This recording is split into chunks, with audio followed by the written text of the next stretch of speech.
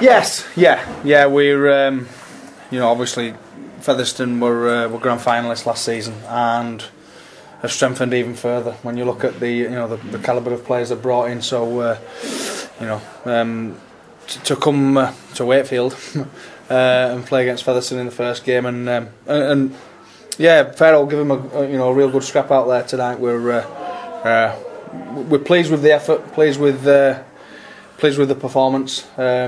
Yeah, and we've got to do that another 29 times and pick some wins up along the way, haven't we?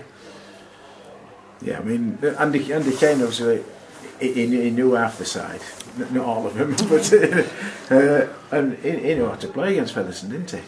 Well, look, Andy Kane's a top class player. Yeah. We're very fortunate that we managed to secure his signature. For us, so much so that he's been so good for us in training that we made him captain. So.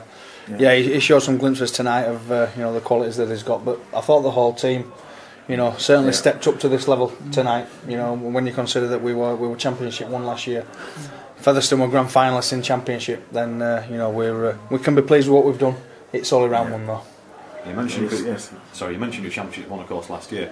I think you might have thrown down the gauntlet there to all the people who are writing off already, saying that you're going to be going down to Championship 1 next year. It's quite a good performance. Well, yeah, to compete against grand finalists, and push them all the way. Then we can take some heart from that. We can take some confidence from that. Again, it's a long old season. We've got 23 rounds and then another 7 before you find out your fate, so to speak. So. We know it's going to be a tough whole year, but certainly, with what we've done in pre-season, with how we've trained, with the strength and conditioning work that we've put in place, with all the skills that we've practiced and the defensive work that we've done, we think we're good enough to compete. The proof will be in the pudding. If you ask me the same question in round 10 or 11, then I might be able to give you a better answer as to how the season's going to pan out. But certainly an indication of what we've done so far in pre-season and in round 1, we feel confident enough to compete. Anyone else you pick out for your team today? No, apart from Kane. Anybody else you pick out, Barry? Well, I thought Rob Malone and Luke Briscoe were very, very good. Luke Briscoe were outstanding in that right centre. Andy Kane did very, very well. Jack Lee's done 80 minutes tonight at 9. Which is a testament to him. George Flanagan's just not quite right as yet to come in and play. But absolutely, yeah. He's not far off. He's fit. He's fit. We just need to get him fit and ready and out on the field. But Jack Lee's put a fantastic stint in tonight. Did you pick up any injuries tonight? We've got 1 or 2 knocks. Rob Malone's got a bit of a bicep injury. Luke Briscoe's got a tight back. Danny Moan's got a bit of a knee strain. But other than that, I think it's just the early season bumps and bruises, and hopefully nothing too serious. We've got a short term. You won't have the same strength in depth as teams like Featherstone, will we? Well, we've got a sizable squad. Yeah. And within that squad. There's going to be times when players are going to be needed to step up to the plate. There'll probably some question marks over half of the team out there today, to compete at this level. But they've probably answered a few questions tonight that they can. I was very impressed with Simon Brown's kicking game. He pinned them back a lot, and those restarts were really causing them problems. Well, Simon's probably he's probably a little bit disappointed with a couple of kicks.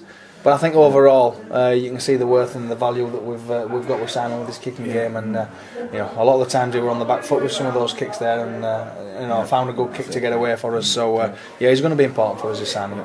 I think Andy Kane and Sam Brown really did control game in the house there. Do you think there'll be more of that to see throughout the rest of the season? Think they could have a big impact? Well, I'd like to think so. I'd like to think so, especially if we've got a little bit more momentum. I thought Featherstone did a real good job around the ruck. The nullified Jack Lee's threat, who's he's a real threat around the ruck. So.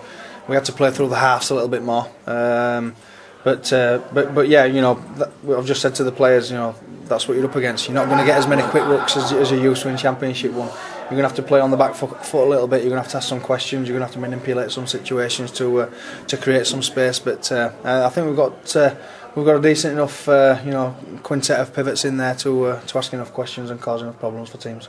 Yeah, do you intend to play Andy more in this central role than he did at Featherstone? So he played out wide at Featherstone, wasn't he? Yeah, we probably play a little bit different to how Andy were used to at Featherstone.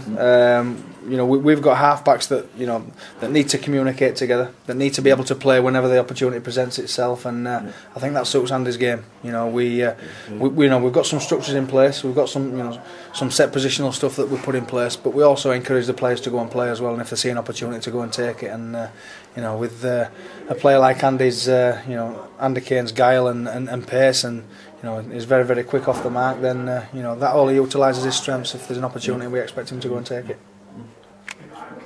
Thank you.